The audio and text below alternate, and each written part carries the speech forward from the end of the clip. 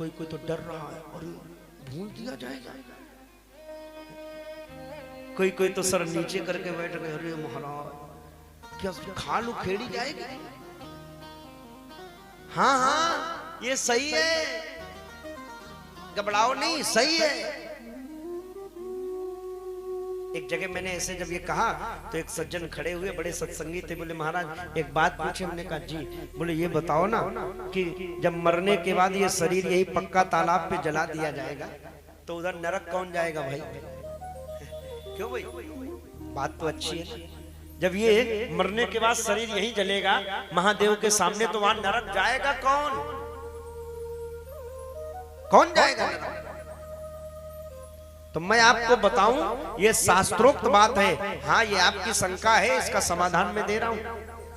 ये हम आपका ये जो शरीर लिए ये जो बैठे हो, जिसको हम जान रहे हैं, ये है, ये है, नाम से जान रहे हो हम आप यहाँ जितने लोग बैठे हो, ये जो शरीर है ये पंच भौतिक शरीर है। इस शरीर का नाम है अधम शरीर।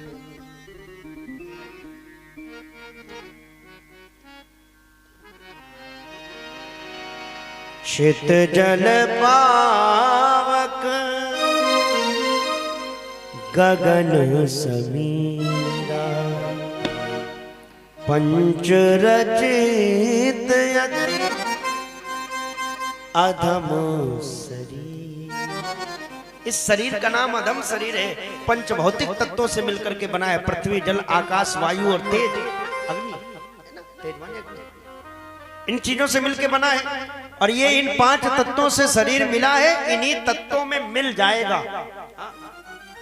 अगर जलाया गया तो 2 मुट्ठी राख बनेगी, क्रमीविट भस्म। अगर दफनाया गया तो कीड़े मकोड़े इसको खा पी करके मिट्टी बना देंगे।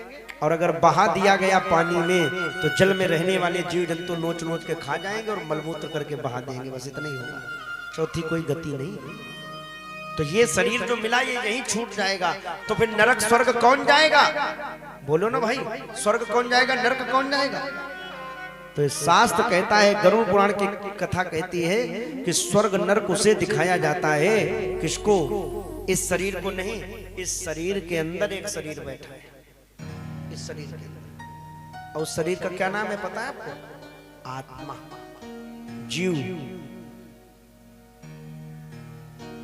और वेदांत की भाषा में सूक्ष्म शरीर, ये अधम शरीर वो सूक्ष्म शरीर। और इतना सूक्ष्म है, सूक्ष्म नहीं होता छोटा, इतना छोटा है, इतना छोटा है कि गरुड़ पुराण तो कहती है अगर एक बाल के टुकड़े को लिया जाए, जैसे बाल है ना हमारे सर पर बाल लगे, एक बाल ले लो, कितना बारीक होता है, बहुत पतला होता है ना। उस बाल के खड़े खड़े 100 टुकड़े करो, माने उसको 100 बार तराश दो। तोड़ना नहीं है बीच से ना, तराश देना। जैसे कोई मोटी वस्तु हो उसको हम छील छील के पतला करते ना, ऐसे ही उसको 100 बार तराश दो। एक टुकड़ा जो बचे उसको फिर 100 बार तराश दो। अब जो एक टुकड़ा बचे माने 99 हटा दो। वो जो एक जो टुकड़ा बचा है उतना सूक्ष्म वो शरीर होता है। तभी आज भी किसी साइंस अथवा किसी के द्वारा भी ऐसी कोई दूरबीन, ऐसा कोई कैमरा नहीं बनाया गया है जो सूक्ष्म शरीर को देख सके। कोई नहीं बनाया गया।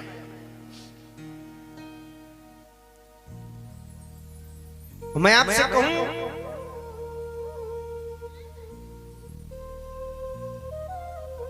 जब वो आत्मा निकलती है, वो सूक्ष्म शरीर जब निकलता है तो किसी को दिखाई नहीं पड़ता है।